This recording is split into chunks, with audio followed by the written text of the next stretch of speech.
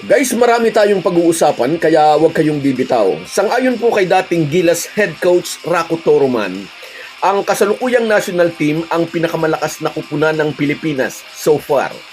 Pero sa kabila po niyan, dalawang magkasunod na talo ang natikman ng Gilas sa huling dalawang tune-up games. At ang isa pang issue ngayon sa sirkulasyon ay ang pagka-DNP o did not play ni Jordan Clarkson sa friendly game ng Gilas at Mexico. Ang tanong, bakit hindi naglaro si JC? Na-injured daw ba ito?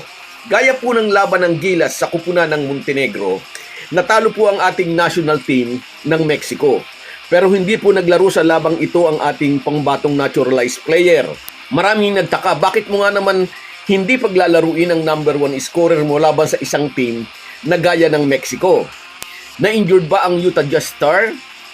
Pinawi po ng Gilas Pilipinas team manager Mr. Butch Antonio at ni Coach Chot Reyes ang pag-aalala tungkol sa pinangangambahang baka may injury ang naturalized player ng Gilas. Kailangan lang daw ni JC ang pahinga. Wala siyang injury.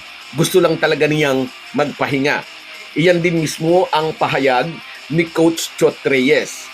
Bago daw po ang laro laban sa Mexico ay talagang nag-request na ang Utah Jazz star ng pahinga pagkatapos ng dalawang dikit na laro laban sa team ng Ivory Coast at ng Montenegro. Siyempre naman kahit NBA player pa yan, napapagod din yan. Ay bakit? Ito bang mga locals natin hindi ba napapagod ang mga yan?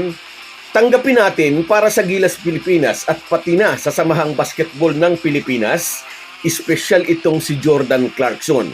At marahil, kasama na rin sa pagpapahinga ni Clarkson ng isang laro, ang kanyang pagpapakondisyon para sa unang assignment ng Gilas na Dominican Republic. Sinabi pa nga po ng unang coach noon ng Gilas na si Rako Toroman na ang kasalukuyang Gilas pool o ang current lineup na meron tayo ngayon, ito raw ang pinakamalakas na Gilas team na na-assemble since his time. Sabi ni Rako Toroman, may size sila, everything, at may mga player na may international experience tulad ni Kepa Rabena at Dwight Ramos. Kaya sa palagay daw niya, ito na ang pinakamalakas na team na na-assemble ng Gilas para sa international competition.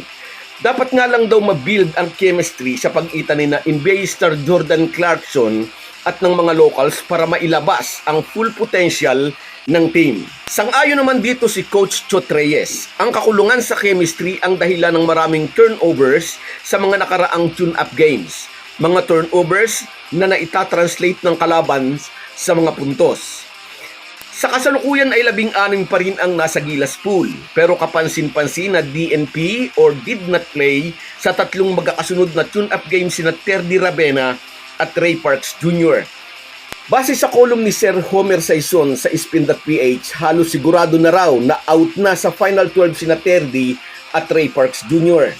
Sabi pa ng batikang kolumnista, solved na ang misteryo kung bakit DNP ang dalawa sa tatlong huling tune-up games ng Gilas. Out na raw sina Terdy at Ray Parks ang ayon sa source ni Mr. Saison. Maraming nagulat. Marami talaga ang nananawagang ma-out o huwag nang isama ang Rabena Brothers. Pero bakit si Ray Parks Jr. ay nakasama sa mga nalaglag? May nagawa raw bang pagkakamali si Parks Jr. o nadali ito ng injury? Ewan natin. Coach decision yan. Tanggapin natin. Samantala, sang-ayon pa rin sa column ni Sir Homer Saison, may 8 pangalan na ang siguradong pasok sa Final 12. Ito ay sina Jordan Clarkson, Kai Soto, Dwight Ramos, Jamie Malonzo, Scottie Thompson, Japit Aguilar, and AJ Edu.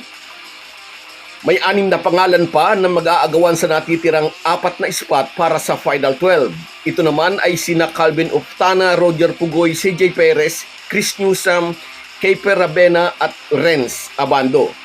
Sa opinyon ni Sir Homer, posibleng isa si Calvin Oftana sa mga mababawas pa.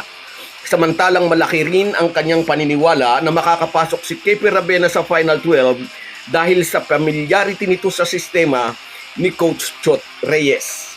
E paano naman si Renz Abando na isa sa mga paborito ng mga netizens? May mga nakukulangan sa defensive skills ni Renz Abando pero napakaganda ng kanyang performance sa mga huling tune-up games ng Gilas, pagkukwento pa ni Mr. Homer Saison. At napaka-humble din daw ni Renz Abando na handang gawin ng anumang gustong ipagawa rito ng mga coach. Pero wala talagang makapagsasabi ng tiyak na roster hanggang hindi pa inilalabas ang official na listahan ng Final 12. At tiyak na marami nagwiwis para kay Renz Abando na mapabilang ito sa Final 12. Guys, yan lang muna. Hanggang sa muli. Bago tayo magpaalam ay mag-shoutout muna tayo. Shoutout kina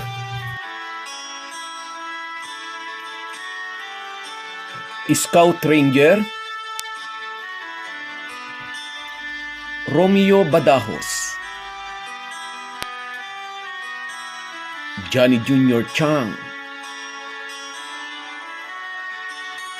Jonis De Asis,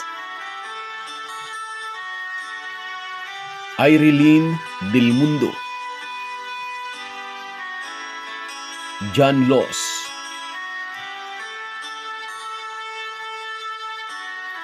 Gray TBG, Junber Ramos, at si Mike Bartolome. Lahat po tayo ay may kanya-kanyang pinagkakabisihan, pero bigyan din po natin ng panahon ang espiritual na pangangailangan ng ating puso. Mag-ukol din po tayo ng panahon sa salita ng Diyos. Isang paalala po mula sa inyong Halo-Halo Sports Republic. Salamat po.